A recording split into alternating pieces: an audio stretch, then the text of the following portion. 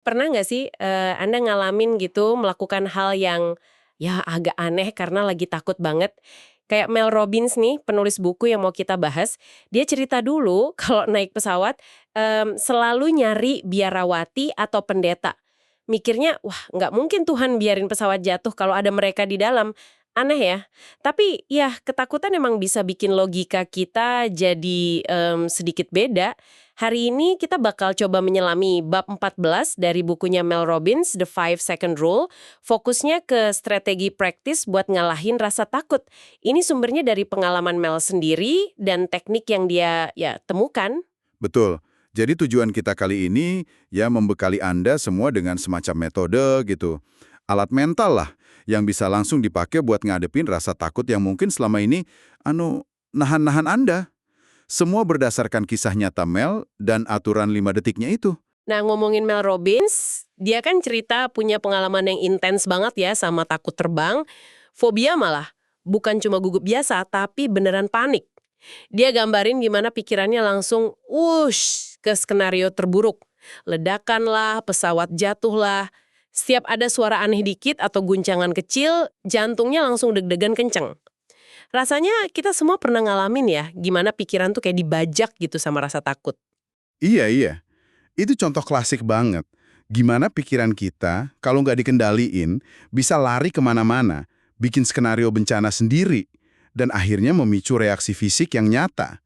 Padahal, ya, otak kita kan fungsinya ngelindungin. Tapi kadang mekanisme ini jadi agak overaktif gitu kalau ketemu rasa takut yang sebenarnya nggak rasional atau nggak sebanding ancamannya. Nah, tapi yang keren Mel, ini nemu cara buat nyebajak balik pikirannya itu. Dia gabungin aturan 5 detik andalannya sama sesuatu yang dia sebut pikiran jangkar. Anchor thoughts gitu. Pikiran jangkar, kedengarannya kayak cara biar pikiran kita nggak kemana-mana ya. Kayak ditambatkan gitu. Tepat sekali. Pikiran jangkar ini sebenarnya bayangan mental, tapi spesifik banget, positif, dan nyambung sama situasi yang ditakuti. Misalnya, tadi takut terbang ke Chicago ya. Nah, pikiran jangkarnya bisa bayangan yang jelas banget pas lagi nikmatin pizza enak di sana nanti pas sudah nyampe. Ini kayak bikin rencana B buat pikiran kita. Jadi, jika rasa takut muncul, maka langsung pakai aturan 5 detik terus fokus ke pikiran jangkar. Semacam if-then plan buat otak. Dan ini terbukti loh, ningkatin peluang kita bisa ngendaliin diri pas lagi takut. Oke, oke. Prakteknya gimana tuh? Pas rasa takut itu mulai datang gitu, gimana kita pakai hitungan 5, 4, 3, 2, 1-nya? Prosesnya simple sebenarnya, tapi emang butuh sadar pas momennya datang. Pertama, kenali dulu, sadari. Wah, ini rasa takut mulai muncul nih. Mungkin pemicunya suara mesin, atau turbulensi, atau perasaan nggak enak aja gitu. Kedua, begitu sadar, jangan tunggu lama. Langsung hitung mundur dalam hati. 5, 4, 3, 2, 1. Ini penting banget. Soalnya secara neurologis, hitungan ini tuh kayak menginterupsi jalur panik di otak. Dan dia ngebangunin bagian otak logis kita, korteks prefrontal itu. Jadi hitungan mundur tuh kayak semacam rem darurat ya, buat stop pikiran negatif yang muter-muter itu, terus manggil si bos logis buat ambil alih. Terus habis satu gimana? Tepat. Begitu nyampe di satu, secara sadar, ya mungkin awalnya perlu sedikit maksa. Langsung alihkan fokus penuh ke pikiran jangkar yang udah disiapin tadi. Bayangin detailnya, rasain sensasinya. Nah, langkah keempat, ini juga penting. Ingatkan diri kita sama logika di balik jangkar itu. Contohnya, oke, kalau aku bisa bayangin sejelas ini aku lagi jalan di pantai sama ibu besok pagi, itu artinya pesawat ini pasti bakal mendarat selamat malam ini.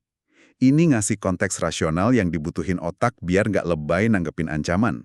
Akhirnya tubuh juga ikut tenang. Caranya. Dan Mel Robbins sendiri kan bukti nyata ya, dia berhasil ngatasin fobia terbangnya pakai cara ini. Di buku juga ada testimoni lain, kayak dari Zahara sama Fran.